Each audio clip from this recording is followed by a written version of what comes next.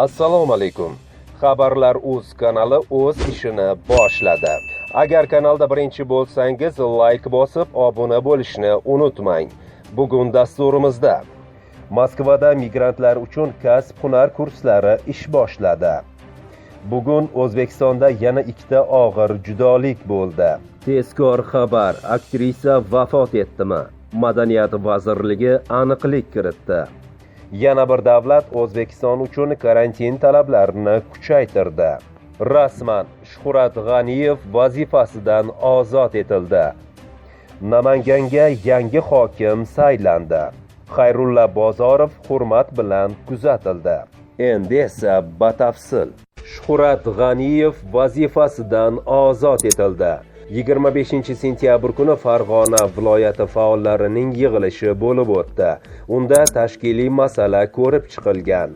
Bu haqda Farg'ona viloyati hokimligi axborot xizmati xabar qildi.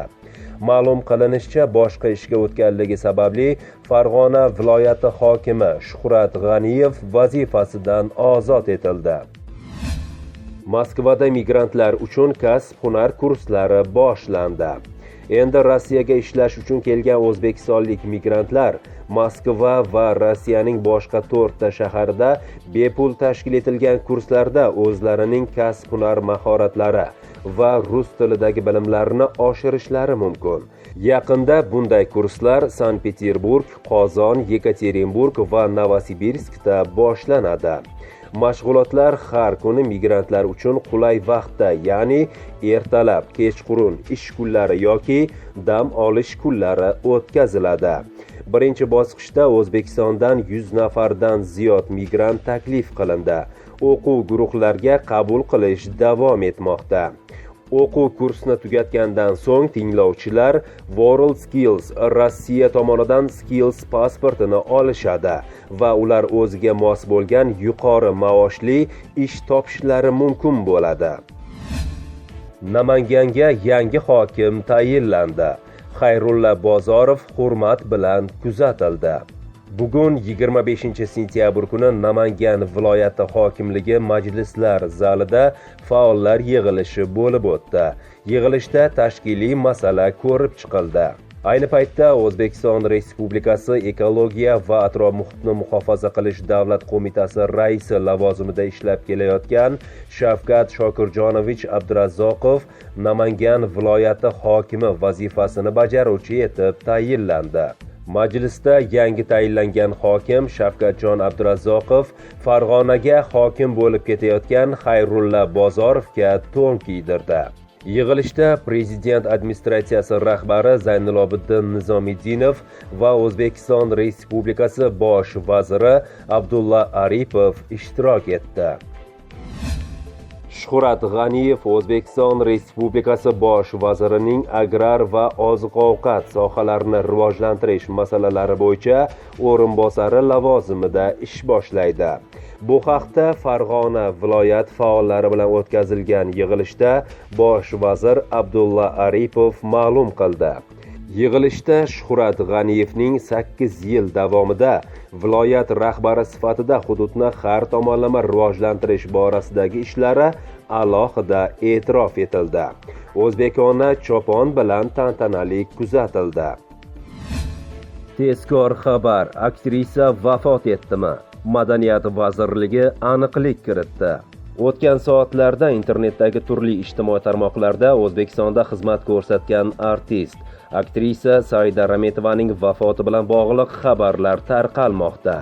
O'zbekiston Respublikasi Madaniyat vazirligi tomonidan bu xabar rad etildi va bu yolg'on xabarlar haqiqatga to'g'ri kelmasligi aytib o'tildi. COVID-19 tarqalishining oldini olish maqsadida Janubiy Koreyada 2020-yilning 5-aprelidan boshlab avval berilgan barcha qisqa muddatli vizalar bekor qilingan. 2020-yil 23-apreldan boshlab esa barcha uzoq muddatli vizalar faqatgina bir martalik kirish uchun beriladi. Koreya hukumati yuqori darajada COVID holatlari qayd etilganligi sababli qator davlatlar jumladan Bangladesh, Pokiston, Qozog'iston, Qirg'iziston, O'zbekiston hamda Filippin davlatlariga nisbatan karantin choralarini kuchaytirdi. Bu haqda Koreya Adliya vazirligi xodimi Kim Jong-uk xabariga tayanib Koreyadagi Koryo Saram assotsiatsiyasi ma'lum qiladi. Mazkur davlatlarda ko'plab viza turlarini taqdim etish vaqtinchalik to'xtatilgan. Ayni damda ushbu davlatlarda vizalar faqat quyidagi maqsadlarda taqdim etilmoqda: diplomatik yoki rasmiy tashrif, nikoh tuzilishi va hokazolar. Boshqa turdagi barcha viza turlarini berish bekor qilingan. H2 ishchi vizasi, F4 vatandosh vizasi, vatandosh kategoriyasi bilan bog'liq bo'lgan barcha vizalar, S38 qarindoshlar tashrifi uchun vizalar cheklov yakunlanmagunga qadar taqdim etilmaydi. Koreya hukumati tomonidan vaqtinchalik cheklovlar bekor qilinganidan so'ng vizalar berish jarayoni qaytadan ishga tushadi. Yana bir judolik. G'uzordagi maktabda 35 yil faoliyat yuritgan direktor vafot etdi. G'uzor tumani 18-umumiy o'rta ta'lim maktabi direktori Karayev Ulash Xalbayevich 24-sentyabr kuni og'ir xastalikka chalinish oqibatida 65 yoshida vafot etdi. Bu haqda tuman hokimligi axborot xizmati xabar qildi. Ma'lumot o'rnida Karayev 1985-yildan buyon 18-umumiy o'rta ta'lim maktabi direktori lavozimida ishlab kelgan. 2004-yil El-yurt hurmati ordeni bilan mukofotlangan. Bir necha yillar davomida xalq deputatlari viloyat va tuman kengashi deputati sifatida faoliyat yuritgan. O'zbekiston ilm-fani og'ir judolikka uchradi. Qoraqalpog'iston fanining yirik namoyandasi, faylasuf olim, O'zbekiston Respublikasi Fanlar akademiyasi akademigi Jumanazar Bazarbayev bugun 25-sentyabr kuni 87 yoshida vafot etdi. Bu haqda O'zbekiston Fanlar akademiyasi ma'lum qildi. Jumanazar Bazarbayev 1933-yil 13-noyabrda Qoraqalpog'istonda tavallud topgan. U 2000-yilda O'zbekiston Respublikasi Fanlar akademiyasi akademiki etib saylangan. Qalampir.uz tahririyati marhumning yaqinlari va do'stlariga hamdardlik bildiradi. O'zbekiston Respublikasi Prezidenti Shavkat Mirziyoyev: hokimlarni xalq saylashi kerak. Shu kunlarga baribir kelamiz. Hududlarni ijtimoiy-iqtisodiy rivojlantirishni reyting baholash tizimi joriy etilgan edi.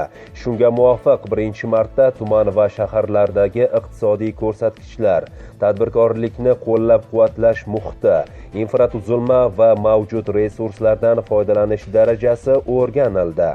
Tahlillar asosida ulardagi tadbirkorlik rivoji holati yaxshi, o'rta va qoniqarsiz hududlarga ajratildi. Xususan 48 ta tuman va shahardagi holat yaxshi, 119 tasida o'rta hamda 33 tasida qoniqarsiz deb topilgan. Qoniqarsiz hamda o'rta deb baholangan tuman va shaharlarda inqirozga qarshi boshqaruv tizimi joriy etilishi belgilandi. Ya'ni ularga rahbarlik qilish istagini bildirgan har qanday talabgor hududni rivojlantirish dasturini mahalliy kengashlarda himoya qilishi mumkin. Xalq vakillarini ishontira olgan salohiyatli kishilar butun jamoasi bilan tumanga rahbar etib tayinlanadi.